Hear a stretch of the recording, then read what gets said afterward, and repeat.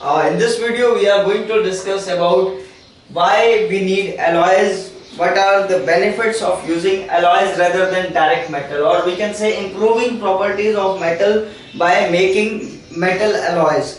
हम यहाँ बात कर रहे हैं कि कैसे हम मेटल से मेटल अलॉय बनाते हैं और इसका क्या फायदा होगा। क्या फायदा होता है कि मेटल को उसके अलॉय के रूप में जनरली यूज किया जाता है। जैसे आपने स्टेनलेस स्टील देखा होगा, stainless steel is an alloy of iron used because it is not prone to corrosion। ये corrosion नहीं करता, ये जंग नहीं लगता, इसमें रस्टिंग नहीं होती, इसीलिए स्टेनलेस स्टील का यूज किया जाता है घर के बर्तनों को बनाने में, क्योंकि हमें पता है वो रेगुलरली वाटर और एयर के संपर्क में रहते हैं और अगर वो कोरोज या रस्ट कर जाएंगे तो वो हमारे यूज का नहीं रहेगा। तो the properties of a particular metal is enhanced by using it as an alloy rather than a pure metal।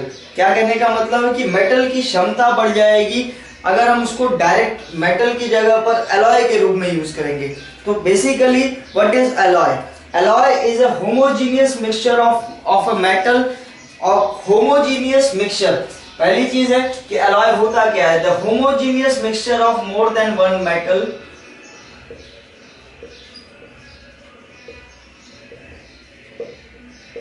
mixture of more than one metal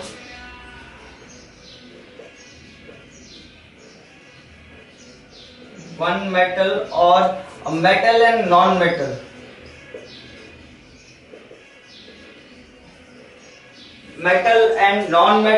is known as alloy।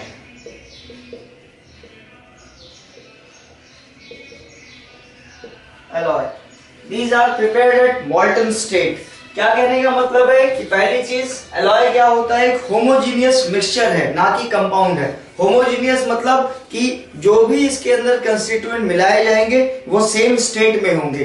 कि दूसरी चीज है कि alloy फॉर्मेशन हमेशा किसमें होता है? मॉल्टन state में यानी जितने भी मेटल्स एलॉय के लिए यूज किए जाएंगे सबको उनकी मेल्टिंग पॉइंट तक मतलब मेल्ट किया जाएगा, उसके बाद ही उसमें एक मिक्सचर बनाया जाएगा, मिक्स किया जाएगा उनको to produce a alloy of particular metal. ठीक है, homogeneous mixture of more than one metal, एक से ज्यादा मेटल होंगे एलॉय के अंदर या फिर मेटल के साथ नॉन मेटल भी मिक्स हो सकते हैं to produce alloy. So now this is very clear कि what is alloy। if we see in alloys if the constituent or in a particular alloy, एक और टॉपिक है इसके अंदर कि in a constituent of a particular alloy mercury is used।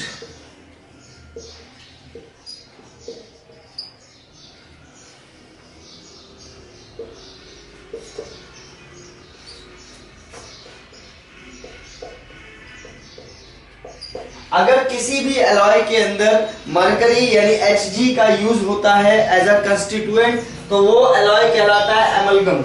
ठीक है, amalgam क्या होता है? एमलगम वो एलॉय है जिसके अंदर मरकरी यूज होती है, not as a highest order और सबसे ज्यादा यूज होने वाला, लेकिन अगर वो 1% मरकरी यूज करता है तो वो एलॉय कहलाता है एमलगम।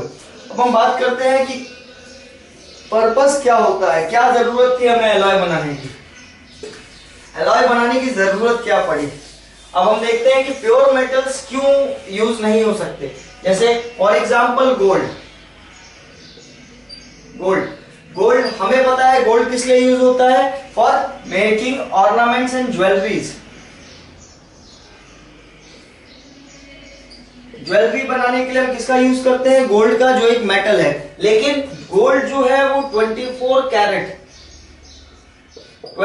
कैरेट जो गोल्ड होता है ये बहुत ही सॉफ्ट होता है। जो प्योर गोल्ड होगा वो बहुत ही सॉफ्ट होगा और अगर वो सॉफ्ट होगा तो उससे ज्वेलरी नहीं बन सकती। The 24 carat gold can't be used to make jewelry because it has a property of softness। The gold is very soft in its pure form। That's why we add copper or silver with gold to form jewelleries. क्या करते हैं हम इसके लिए? जब gold soft है तो उसमें हम कुछ परसेंटेज कॉपर और सिल्वर मिला करके उसकी ज्वेलरी बनाते हैं। That's why the gold which having highest use of making jewellery is of 22 carat. 22 carat जो गोल्ड होता है, मतलब 2 कैरेट उसके अंदर हम क्या मिला देते हैं, कॉपर और silver, just because to make it hard and use for jewellery. Same if we see iron, iron को अगर उसके प्योर फॉर्म में हम यूज करते हैं तो आयरन क्या है, आयरन इजीली स्ट्रेच हो जाएगा,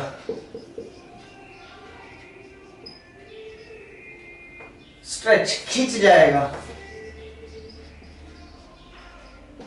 स्ट्रेचनेस बहुत ज्यादा होती है आयरन के अंदर, इसलिए आयरन के अंदर 1 या आधा % कार्बन मिला दिया जाता है। कार्बन मिलाने से क्या होगा कि आयरन की जो हार्डनेस है और ड्यूरेबिलिटी है वो बढ़ जाएगी, और इसीलिए हम एलॉय का यूज करते हैं, क्योंकि प्योर फॉर्म में अधिकतर मेटल्स को उनके रिस्पेक्टिव वर्क में नहीं लिया जा सकता, उनके रिस्पेक्टिव आर्टिकल्स नहीं बनाए जा सकते। और इसी तरह से अगर हम देखें स्टेनलेस स्टील को, स्टेनलेस स्टील ये क्या है, ये भी एक तरीके का आयरन कंपाउंड, आयरन अलॉय ही है, जिसके अंदर हम क्या ऐड कर देते हैं, निकल, कोबाल्ट, क्रोमियम। ये मेटल्स यूज करके कंपोजिशन में हम स्टेनलेस स्टील बनाते हैं। क्यों बनाते हैं, क्योंकि आयरन इजीली रस्ट हो जाता है, लेकिन जब हम इसको इन चीजों से ऐड कर देते हैं तो वो स्टेनलेस स्टील में कन्वर्ट हो जाता है। स्टेन का मतलब हुआ जंग लगना या फिर खराब होना, और स्टेन जंग से बचाने के लिए हम उसको एलॉय में कन्वर्ट करते हैं जो निकल, कोबाल्ट और क्रोमियम से बना होता है। Now in general what alloy can do, अगर हम बात करें कि इन जनरल एलॉय करता क्या है,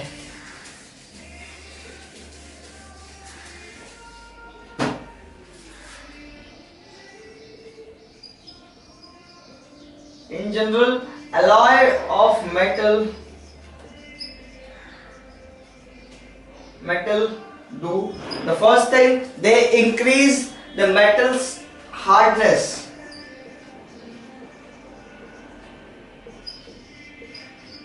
पहली चीज हम यहां बात कर रहे हैं कि क्यों एलॉय यूज करते हैं और ये एलॉय इंपैक्ट क्या करता है एक पर्टिकुलर मेटल की प्रॉपर्टी पर।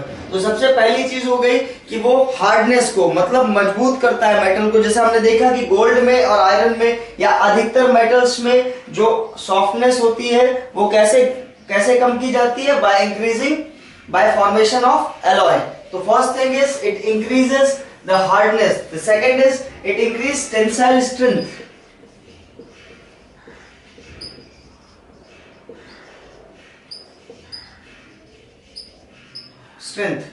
tensile strength is the property by which by which we can stretch it or we can expose it for a long duration। तो टेंसाइल स्ट्रेंथ, जिस तरह मजबूत ब्रिजों को मजबूत बनाने के लिए हम बीम्स एंड ट्रसेस का यूज करते हैं, उसमें हमें टेंसाइल स्ट्रेंथ की जरूरत होती है, जिसके थ्रू हम उस पर अगर वर्क देते हैं या उस पर लोड देते हैं तो वो स्ट्रेच कर सके।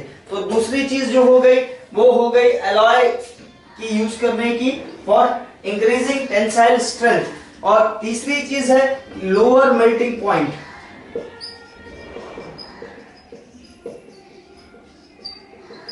लोअर मेल्टिंग पॉइंट, जितने भी मेटल्स एक एलॉय के अंदर यूज होते हैं उनके मेल्टिंग पॉइंट से जो एलॉय का मेल्टिंग पॉइंट होता है वो हमेशा कम होता है, इसलिए वो यूज करने में आसानी होती है। जैसे आपने शोल्डर देखा होगा जिससे तारों को सोल्ड किया जाता है, ये शोल्डर किस चीज से बना होता है, ये बेसिकली बना होता है लेड और टिन से, और लेड और टिन से बनने के बाद भी इस शोल्डर का जो मेल्टिंग पॉइंट होता है, क्योंकि ये सोल्डरिंग के समय हीट करके किसी भी वायर को कनेक्ट किया जाता है, इसका जो मेल्टिंग पॉइंट होता है वो लो होता है, वो लोअर देन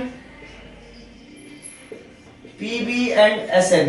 मतलब लेड और टिन जिससे ये एलॉय बना हुआ है, जिसका मेल्टिंग पॉइंट, इस शोल्डर का मेल्टिंग पॉइंट जो होता है इन दोनों कंस्टिट्यूएंट मेटल से कम होता है, इसलिए इजीली यूज किया जा सकता है।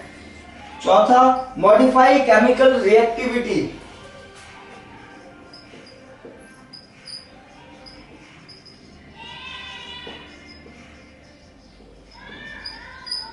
एलॉय बनाने से किसी भी मेटल का जो केमिकल रिएक्शन था वो कम हो जाता है। जैसे हमने बात किया कि आयरन में कोरोजन होता है लेकिन स्टील के अंदर कोरोजन नहीं होता। क्यों नहीं होता? क्योंकि वो उसकी केमिकल रिएक्टिविटी को मॉडिफाई कर देता है, वो उसकी केमिकल रिएक्टिविटी को कम कर देता है या फिर उसे केमिकली रिएक्टिव बनाने से रोकता है कि वो मैक्सिमम यूज में आ सके। तो the fourth point is why alloy of metal is used, because it modify chemical reactivity. And the fifth is increasing resistance to corrosion.